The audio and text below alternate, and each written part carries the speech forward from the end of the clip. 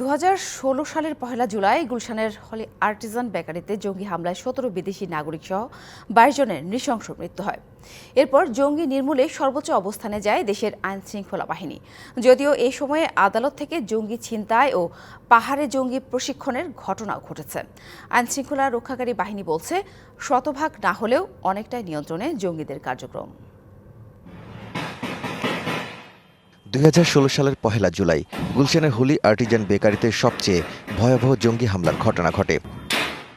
এই হামলার পর নড়েচড়ে বসে আইনশৃঙ্খলা রক্ষাকারী বাহিনী। শুরু হয় একের পর এক জঙ্গি আস্তানায় অভিযান।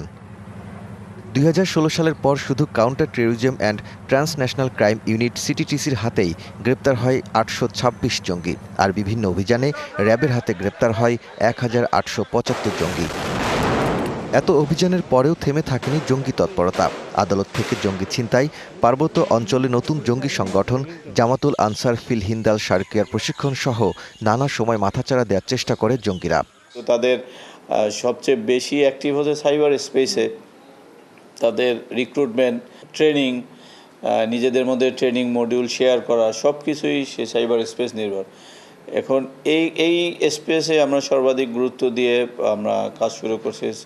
আইনশৃঙ্খলা বাহিনী বলছে, দেশের জঙ্গিবাদ নিয়ন্ত্রণে এলেও পুরোপুরি নির্মূল হয়নি। এই মুহূর্তে যদি আমরা বলি সার্বিক পরিস্থিতি, আমরা বলবো যে নিয়ন্ত্রণে আছে। 2021 সালের পরে বাংলাদেশে কোনো জঙ্গি হামলার ঘটনা ঘটে নাই। অপরাধ বিশেষজ্ঞরা মনে করেন, প্রযুক্তিতে আইনশৃঙ্খলা বাহিনীর চেয়ে জঙ্গিরা এগিয়ে থাকায় এখনও মাথাচাড়া দিয়ে উঠতে চায়। যারা অপরাধ সৃষ্টি করবেন তাদের থেকে যারা অপরাধ প্রতিরোধ করবেন তাদের কম হলেও এক ধাপ এগিয়ে থাকতে হবে। সেই জায়গা থেকে আসলে আমরা এক ধাপ এগিয়ে নেই, বরং কয়েক ধাপ পিছিয়ে আছি।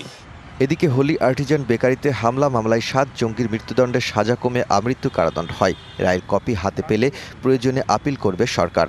মূল জাজমেন্টটা এখন আমরা পাইনি। জাজমেন্ট পাওয়ার পরে আমরা রাষ্ট্রের সংশ্লিষ্ট কর্তৃপক্ষের সাথে কথা বলবো, যোগাযোগ করব, পরে ওনাদের সাথে নির্দেশনা অনুযায়ী আমরা পরবর্তী পদক্ষেপ নিব।